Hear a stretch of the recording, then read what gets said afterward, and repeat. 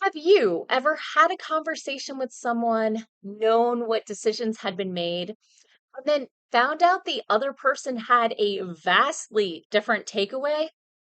Whether you're writing or speaking, the problem is usually in context. Welcome back to Morgan's Writing Tips and Writerly Musings with writing tips from the pros and, of course, my own Writerly Musings. I'm your host, Morgan Hazelwood, and today I'm here with why context is important when writing. So let's start off at the beginning. What is context? Context is, according to the Cambridge Dictionary, the quote, situation within which something exists or happens and that can help explain it. What? Basically, we all bring our own backgrounds, our own expectations, and our own moods into every discussion we hear or read. When a task needs doing, a lone wolf is going to do it themselves, while a hero who works with others will plan the work and gather the team. When reading a book featuring a child parent relationship, someone who had an unhealthy relationship with their parents often will read different things into the characters' interactions or at least have different expectations than someone who had a healthy relationship with their parents. When tired and hungry, most of us have a lot less cope letting things we normally shrug off really frustrate us because context matters.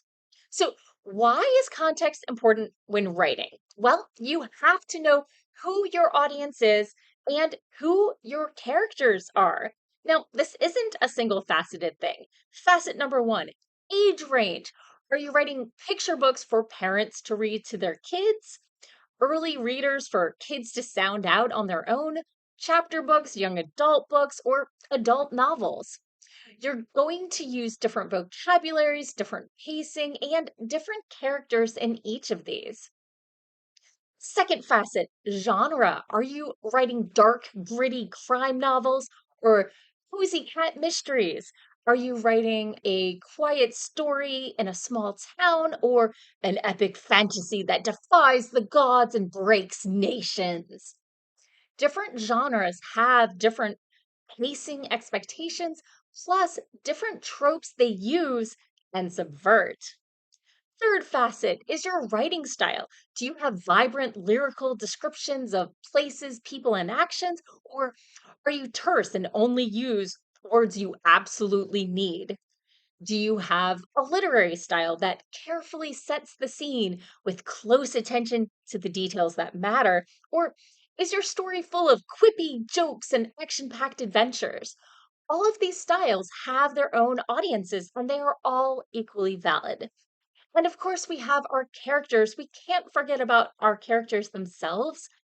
A hunter who dropped out of school at 12 to live in the woods is going to have different priorities and a different way of speaking than the coddled prince.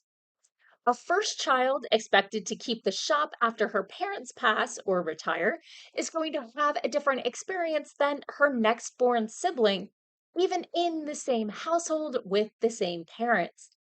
All of these factors go into who a character is, how they speak, and what they expect to get out of life.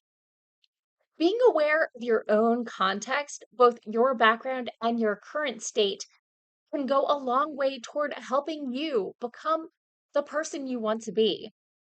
Being aware of the four layers of context in a story can help you create stronger characters and find the right audience for your work.